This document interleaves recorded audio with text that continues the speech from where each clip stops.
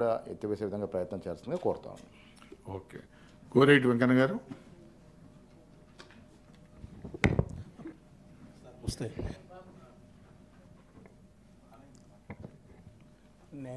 ఇది ప్లాస్టిక్ది గతంలో కూడా చర్చ అయింది.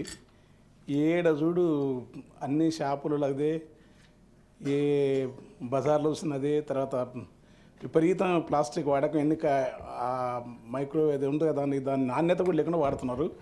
అది లేకపోవడం పేదలు ఎక్కువ ఈ స్లమ్స్ ఏరియాల్లో చిన్న వ్యాపారస్తుల దగ్గర దాన్ని ఉంది.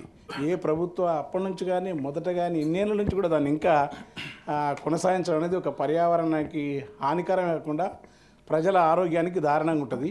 అదొకటి ఆలోచించాలి. రెండవది ఏంటంటే ఈ దోమల మందు అంటున్నారని విపరీతంగా ప్రజలు ఈ అన్నం పెడతారు, తిండి పెడతారు, రైతు భరోసా ఇస్తారు, ఉద్యోగాలు ఇస్తారని ప్రతి మనిషి చాలా చిన్న ఏజ్ వాళ్ళు కూడా ఆ డెంగ్యూ దోమలని రకరకాల కానీ దోమల మందు ఏమవుతుందో ఆ మంత్రిత్వ శాఖలు ఉంటాయా, మున్సిపాలిటీ ఉంటాయి, దోమల మందు అది రానే రాదు. మూడోది చెత్త ప్లాస్టిక్ కాల్చివేతం చూడు. ఆ చెత్త కాల్చివేతం జుర్మాన్ అంటారు కానీ ఎక్కడ జరగదు, కాలనీలు ఇబ్బంది పడతారు. ఈ ఎక్కువ నేను వీటి మూడు చెప్తూ ఇంకొక విషయం సామాజిక విషయం ఏంటంటే మనకు కులము మతము ఈ వివక్షత లేని సమాజం కనుక ఒక అనేక నగరాల్లో కానీ మధ్యతరగతి పట్టణాల్లో కానీ ఏమవుతుందంటే ఈ ముందే ఎస్టాబ్లిష్ అయిన మనుషులు కాలనీ కమిటీలు అనేసినారు. ఆ కాలనీ కమిటీలకు చట్టబద్ధత ఏముందో తెలియదు. వాళ్ళు కొందరిని జమ చేసుకొని సభ్యులను ఇచ్చి ప్రెసిడెంటు సెక్రటరీ అని కమిటీ వేసుకుంటారు. ఆ కమిటీలో ఎవరైనా ప్లాట్ కొనాలని పోతే కాలనీ ప్రెసిడెంట్కి ముందు చెప్పాలి కదా అంటారు. ఎవరైనా ఏదైనా ఉంటే నీవు కమ్యూనిటీని అడిగే వివక్షత ఉంటుంది.